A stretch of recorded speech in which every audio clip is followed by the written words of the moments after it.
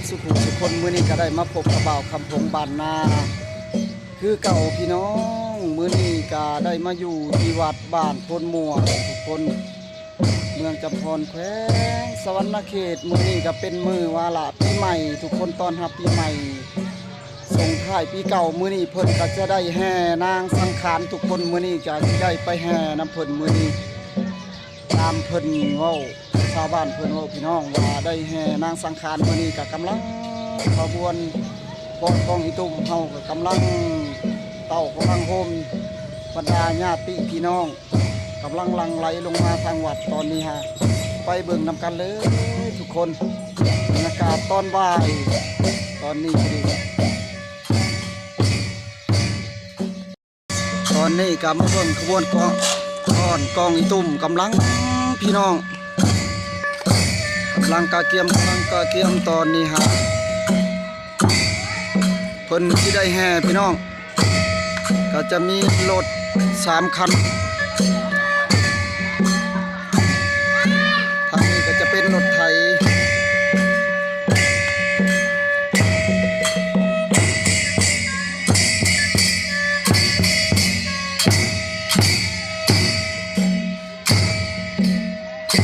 ถ้าเบิ่งนำกันว่าเพิ่นสิแห่แบบใดพี่น้องคือสิแม่นแห่เลาะบ้านนี่แหละตอนนี้ตามได้ยินข่าวตอนนี้กับบรรดาพี่น้องชาวบ้านพนม่วงก็กำลังหลั่งไหลลงมาได้เกียมพี่น้องมื้อนี้ก็สิได้แห่นางสังขารเพิ่นว่า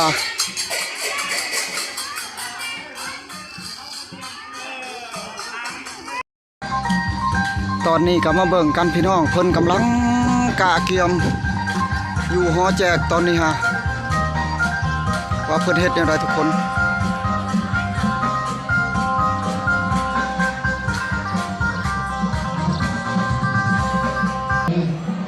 บัวพญาพระพิรพงศ์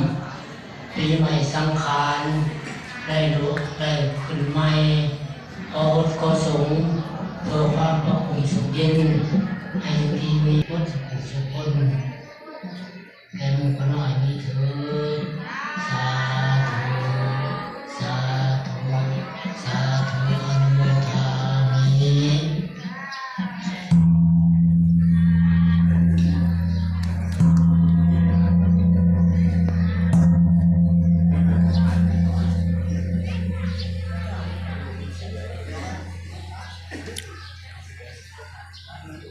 ตอนนี้ก็กำลัง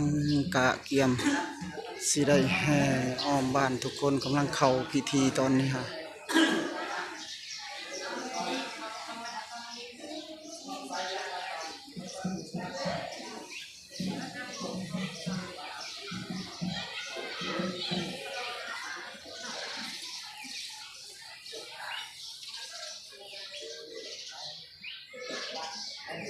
คณะองค์คลับลูกพญาอินทร์ กำลังโดยเอาไปนั่นอะไรไง ดูแห่เลยบ่บัด วงโฮลีนะ ตอนนี้ก็ได้ลงไปแห่ทุกคน ได้ลูกกบได้สัญญาก ำลังตอนนี้ฮะโอ้บ่เคยเห็นพี่น้อง5 กะปีแรกปีนี้เพิ่นมาเฮ็ดพิธีสิได้แห่สังขารในวาระปีใหม่ปีนี้ก็ดีอยู่ที่วัดบ้านพนม่วงเมืองจำพรแขวงสวรรณเขตตอนนี้ก็มาเบิ่งว่าเพิ่นเฮ็ดแนวใดทุกคนตอนนี้ก็กำลังขึ้นรถตอนนี้ฮะสิได้แห่นางสังขารพี่น้อง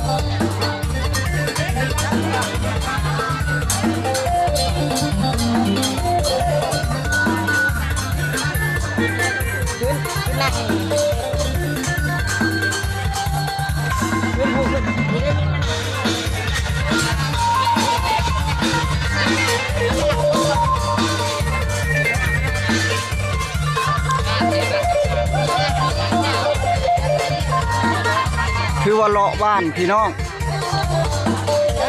จะแห่นางสังขารในปีนี้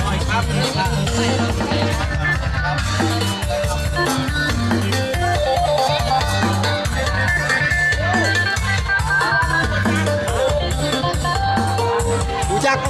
ผู้นี้โทษใจตอนนี้กำลังกาเกียมถ่าอยู่ประตูคงนี่พี่น้องกำลังกาเกียมเสียออกแห่เลาะบ้านมื้อนี้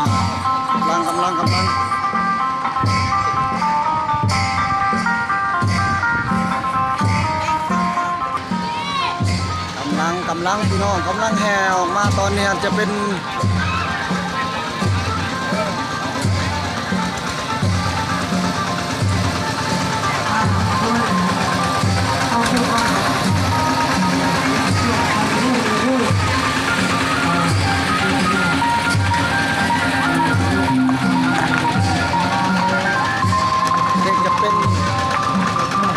คันที่สองมาแล้วพี่น้อง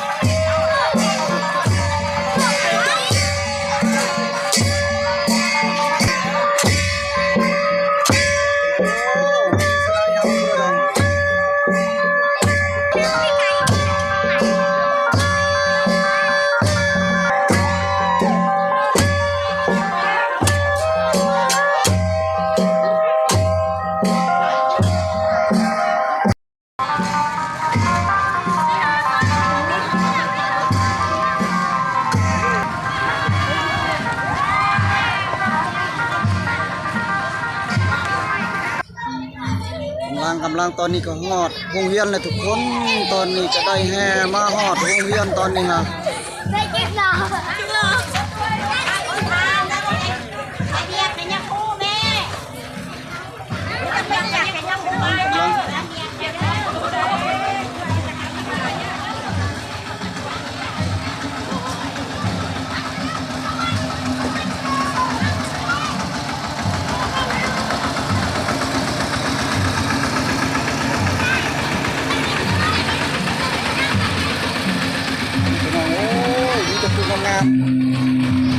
งาม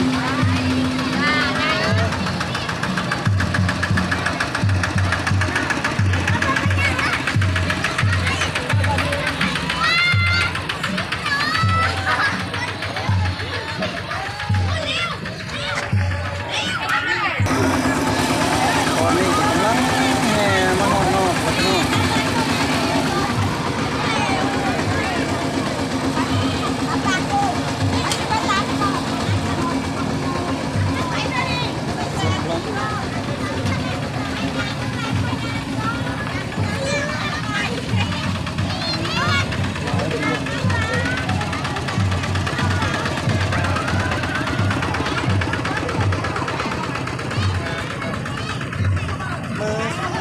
มือขวาถือดาบมือซ้ายถือมือไม่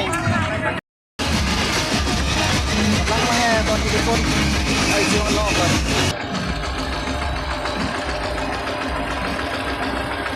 จะได้แห่อ้อมบ้านพี่น้องตอนนี้ก็ต้องแห่ออกมาแล้วนั่งสังขารเอา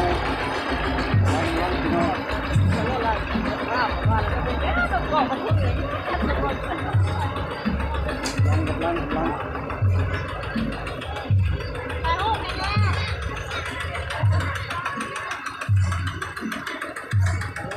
คักหลายโอ้เคยเห็นพี่น้องเป็นครั้งแรกว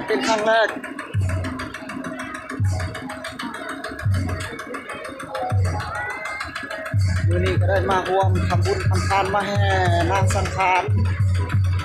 นางเจ็ดพี่น้องทำเพิ่นวันนี้โอ้บรรยากาศคึกคืนหลาย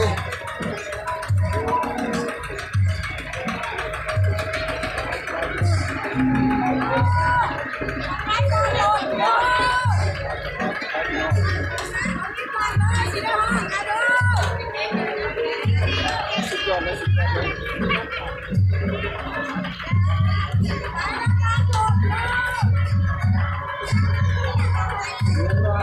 บรรดาพี่ๆน้องๆกันหลายครับหลายตอนนี้ก็ได้ห้องการปกครองบ้านคนม่วงทุกคน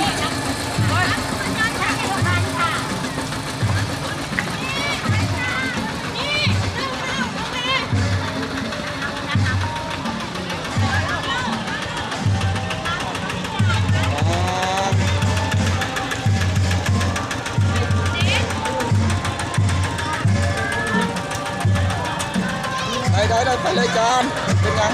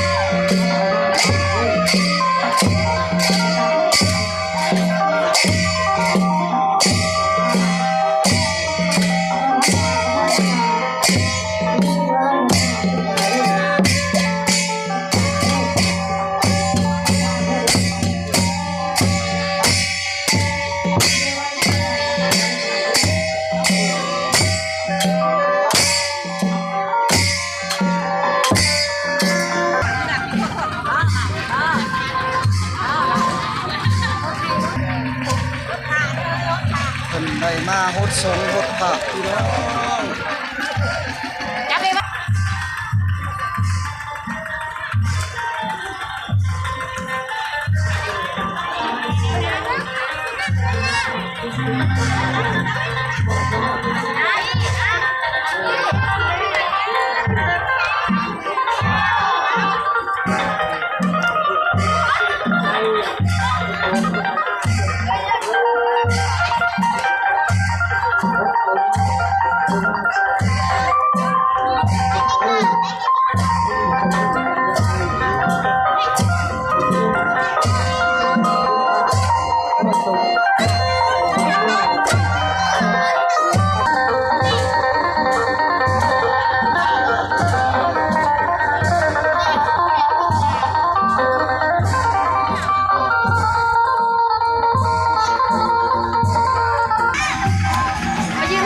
ตอนนี้ก็ได้ฮดนางสังขารบรรดาชาวบ้านมีกระจอกเป็นรายการแล้ว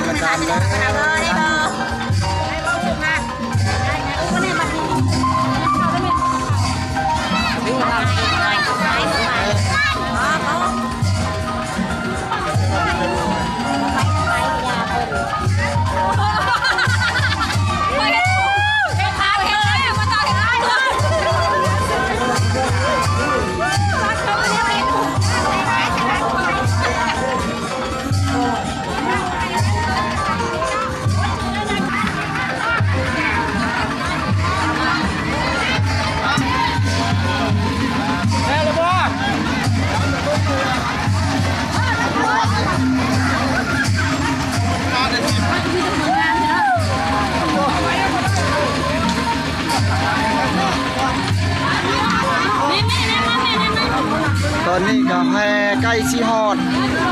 นอกเลยพี่น้องตอนนี้ก็ดีมีแต่ไปตั้งหลักอยู่3แยกโพนโดกทางเข้าพ้นม่วงแล้วก็เข้ามาเลยพี่น้องเป็นไปตั้งหลักอยู่พู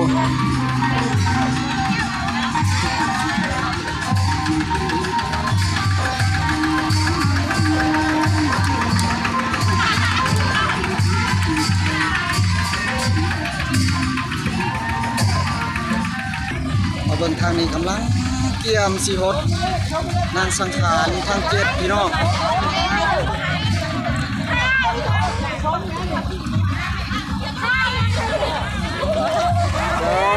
ฮดโลดอยู่ดีมีแหงเอาบุญนำการปีใหม่นี่ผู้ฮดไก่อยู่ดีมีแหงร่ำรวยปีใหม่นี่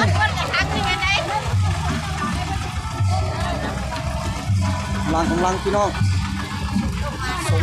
สงขะ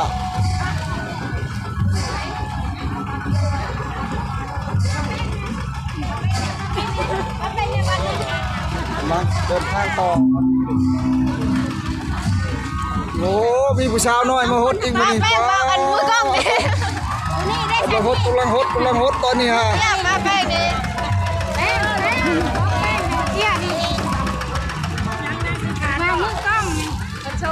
ก็ทาแป้งให้มื้อนี้ฮะพี่น้องก็ทาแป้งให้บ้านคำพงมื้อนี้ฮะ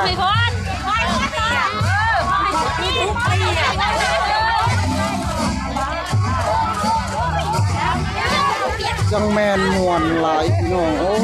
ย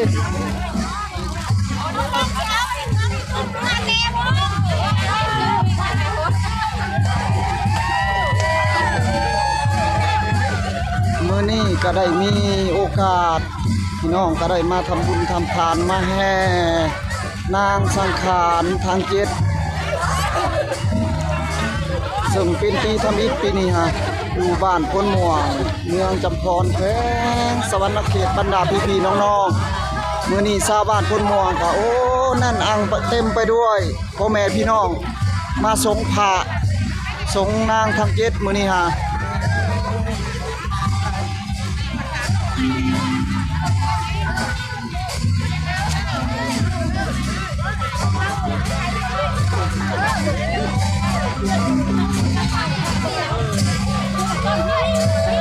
มาเด้อ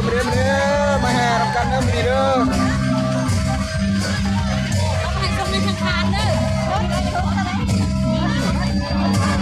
บ่ให้ส่งนางสังขารอยู่นะนางสังขารเฮาสิบ่งาม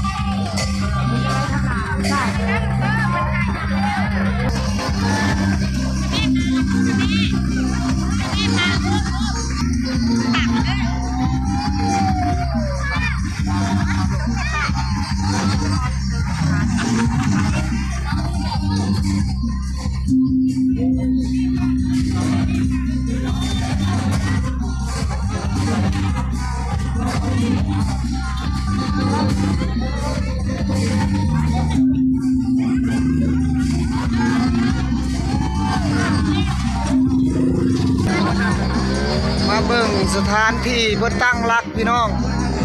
ก็มีพาเข่าพาปลาแบบพีดของประเพณีบ้านเฮามื้อนี้ก็มีการโหดส่งกันในเวลาปีใหม่มื้อนี้โอ้พี่น้องดีใจหลายมื้อนี้ฮะได้มาบรรยากาศคึกคืนหลายมื้อนี้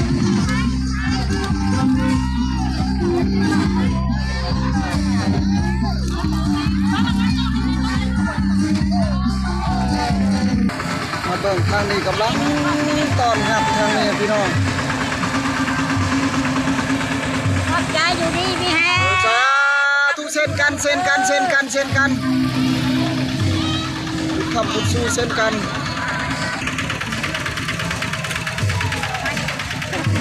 บุญคำบุญสู้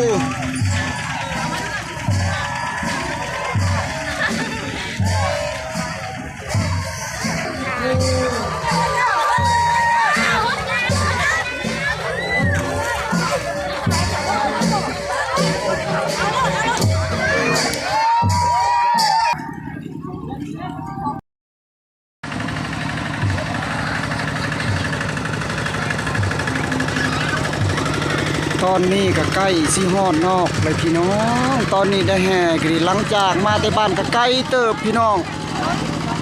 สิตกประมาณกิโลกว่าๆพุ่นละ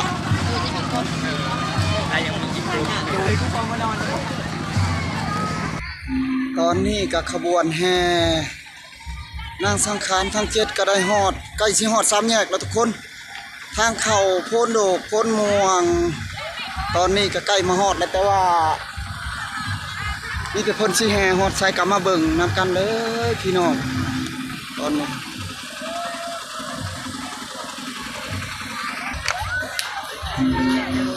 กำลังเคลื่อนมาฮอดนอกแล้วตอนนี้ฮะแปลกเลยโอ้ตอนนี้แห้งหลายคนแห้งหลายเลยพี่น้อง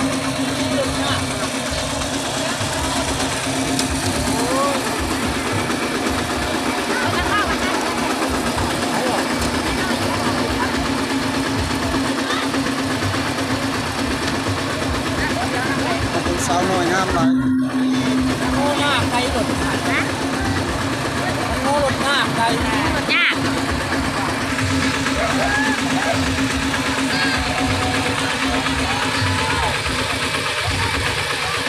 กำลังมาหอดซ้ำเนี่ยทุกคน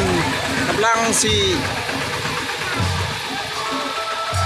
โค้งรถกลับคืนตอนนี้เพราะว่าทางนามันสิโค้งบ่ได้มันเป็นทางหอมใครแต่บ่แดดมื้อนี้กับบรรยากาศดีดีมื้อนี้ก็ดีบรรยากาศเย็นแบบผมคือฝนสิตกจังไดจังหนึ่งมื้อนี้ฮะบรรยากาศดีหลายเขาจะให้ฝนตกฝนสิตกเลย ก็เพิ่งเรื่องงานนะป้าทดหน่วงมันจะทดเข่าไม่มาจากผู้สาวเลย ถ้าเบิ่งกันต่อไปพี่น้องกำลังทางนี้ก็มีปืนพร้อมนี่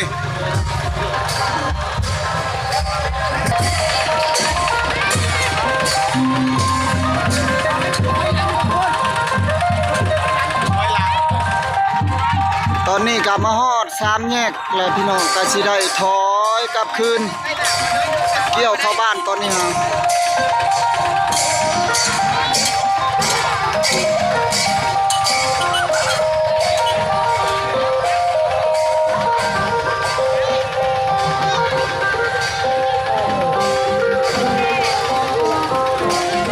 นี่แต่ผู้งามๆพี่น้องผู้ทางหลังคุณแฮงโอ้กำลังเกี่ยวเข่าพวกกันเนี่ย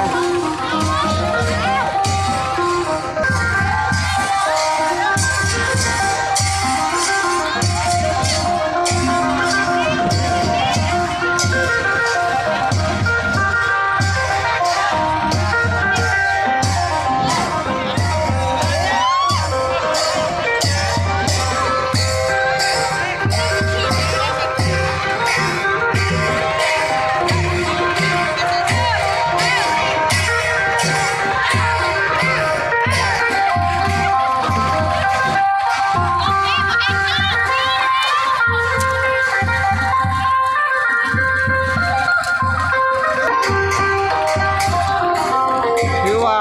ตอนนี้ก็สิได้โค้งเข้าบ้านคุณพี่น้องบ้านนี้สิได้แห่เข้าในบ้าน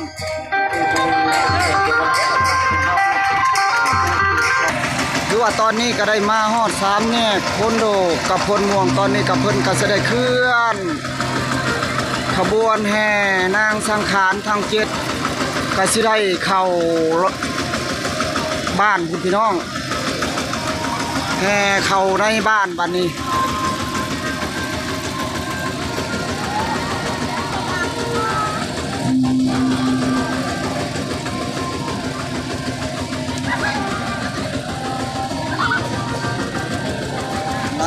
ลังสิเข้าบ้านตอนนี้ฮะใครแต่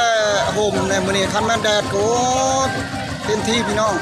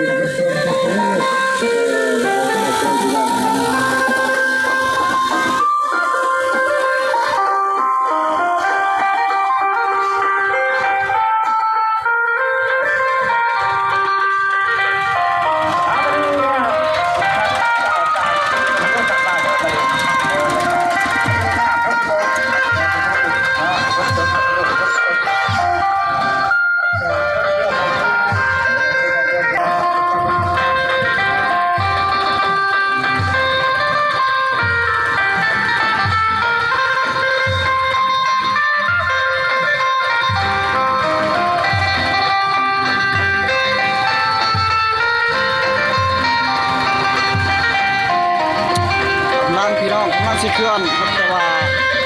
เพิ่นยังจอดจังหน่อย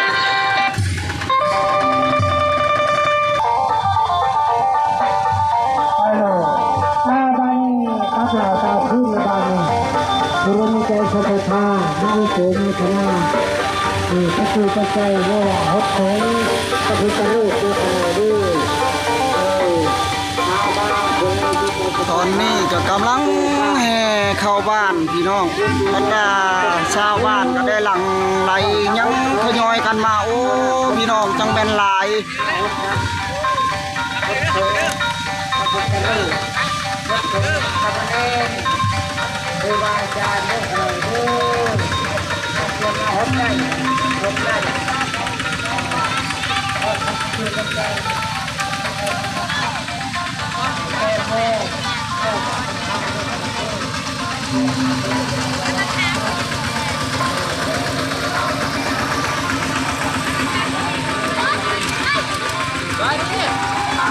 โอ้มือนี้ก็มาพบกับเบาพรเพิ่นในมื้อนี้ฮะเนาะ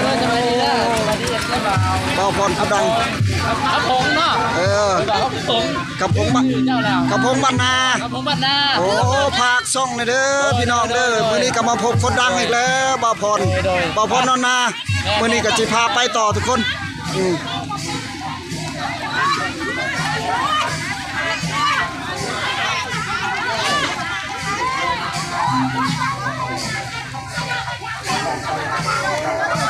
จะได้แห่เข้าบ้านไปนี่พี่น้อง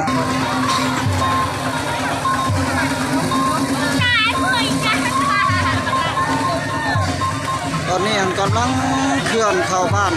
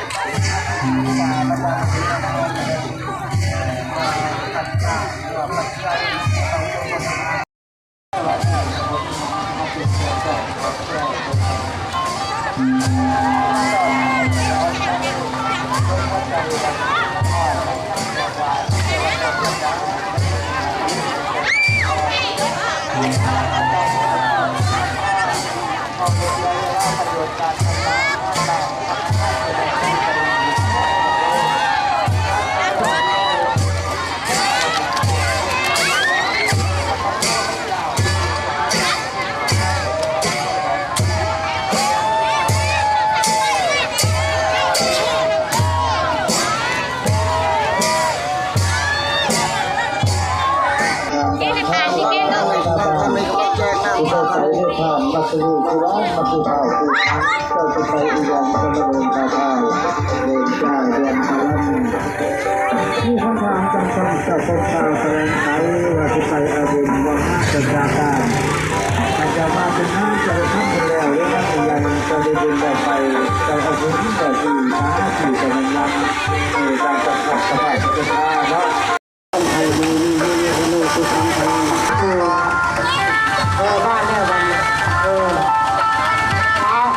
ความสุขบ้านเฮาเนาะ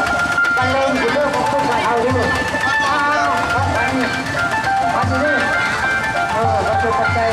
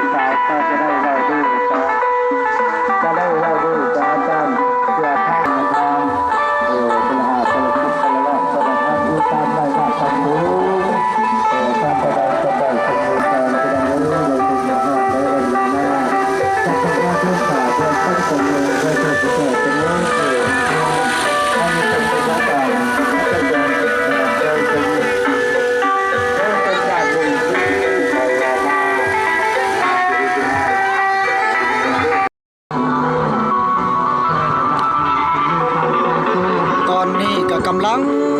เคลื่อนเข้าวัดเลยพี่น้องตอนนี้ขบวนแห่นางสังขารทั้งเจ็ดมื้อนี้ก็ดีก็ได้มาฮอดวัดเลยทุกคนกำลังเคลื่อนเข้ามา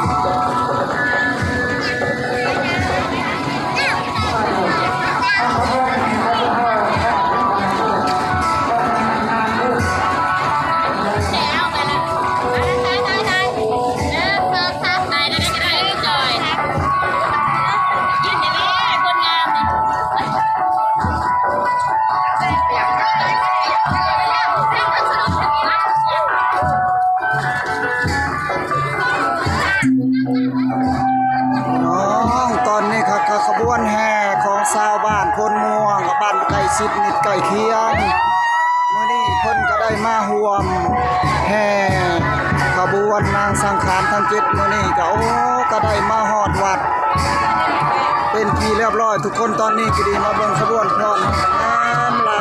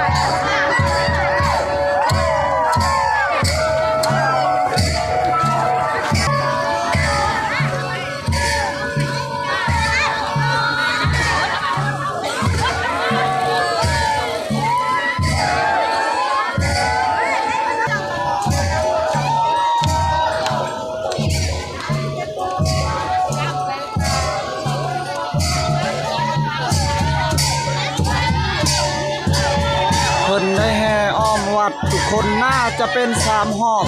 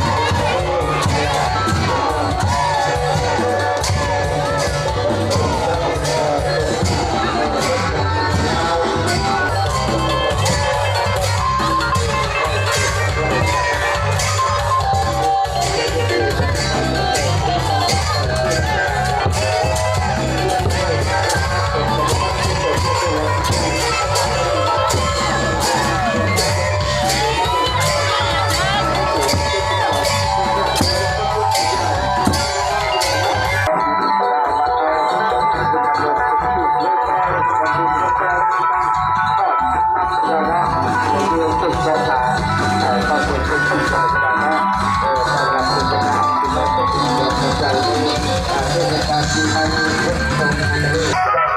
แต่ท่านเทศเป็นเราได้ที่ท่านเทศจะได้ยินนะได้มาแล้วแล้วที่ท่านขอต่อที่ชาวบ้านที่จะได้พามาได้ปุ๊บได้ละได้แม่